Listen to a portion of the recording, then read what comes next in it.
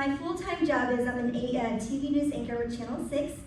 I also am a makeup artist, a synergist distributor. My husband and I have several businesses, but that's not why I'm here. Those are things that I do currently, but everything that has impacted my life has impacted my business. So as Cass mentioned, I'm a former refugee, former foster child, the first in my family to go to college, the first in my family to own a home, and I've been really grateful for all of these obstacles in my way because they propelled my business and my personal life. I was born in Vietnam prematurely at 4 years old, and doctors were not even expecting me to make it. My parents were very poor, so we lived in a house made out of mud. We lived in a house made out of banana leaves, and at most, we lived in someone's attic because that's all we could afford. Heat rises, it was really hot. And I remember my parents thinking, this has got to be another option for our child. We cannot live this way.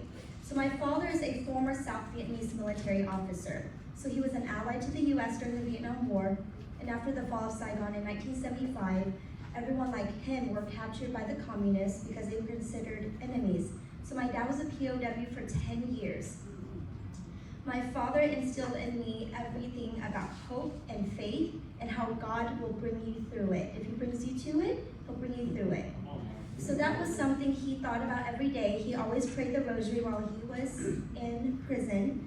And while he saw so many of his colleagues die because of losing hope, he knew that he could hold on for 10 years and come out much better person, much better believer. And he did. After he got out of prison, he met my mother, who was a divorcee. Her first husband was very abusive to her in all kinds of ways, and he left her after the fall of Saigon with their 3 kids. So she was a single mom of 3 kids, met my dad, they fell in love, and they had me. So my father found out that the US was allowing people like him, who are allies to the US, the opportunity to move from Vietnam to America for the pursuit of the American dreams. So we went through the process, but my mother, because she was his second wife, and there were paperwork complications with missing paperwork because everybody fled the war, they didn't bring things with them. They did not validate my parents' marriage, so only my dad and I got to come to the US.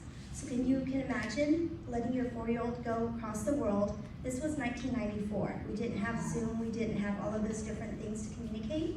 So my parents are my heroes. They made the ultimate sacrifice, split our family up, and my father and I moved from Vietnam to Oklahoma City, and we started our journey there. My father's first job was he was a custodian for the Oklahoman, which is the state's largest newspaper. I thought my father worked for the newspaper as a journalist. I didn't know he was a custodian. So I wanted to be like my father. I wanted to be a journalist one day. And then, yep, I know, crazy. And then we would watch the news every night because back then there was no cable or streaming, so we would watch the news, and I thought there was no one who looked like me on TV. Maybe I could one day be it. So representation is really important for me. So I went to school, and my father got hit by a car when I was 10 years old. So I went into foster care, and I am blessed with the best foster care family. We are still best friends, my foster mom and I, raised by a single mother, foster mother. And I graduated from Putnam City High School, and then when I went to OU for journalism, I had several professors tell me that I would not make it in the industry because I had a speech impediment. And obviously English is my second language, so sometimes my brain is processing what to say. And I also looked very young and had a high-pitched voice. So had I listened to my professors, who by the way, a couple years later got fired, I would not be here today representing our community, 13 years in the TV news industry, right? So my hope for you is that you take everything that life has thrown at you, the good, the bad, and the ugly, use it to propel yourself. My father died of cancer very unexpectedly in 2022. A couple weeks later, my sister was diagnosed with stage 4 breast cancer. So 2022 was the hardest year of my life, but it became the best year for my business. My sales doubled. I sold $100,000 by myself in makeup and skincare in 1 year. It's not talent, it was determination. Because instead of grieving, I used it to propel my business, And my sister was dying of cancer, so I used my business to pay for her cancer treatments. So my sister got to live about 2 years longer because of the cancer treatments, and now my father and my sister are in heaven together. And I know we'll all be there reunited with our family one day as well. I thank you for the opportunity to share my story.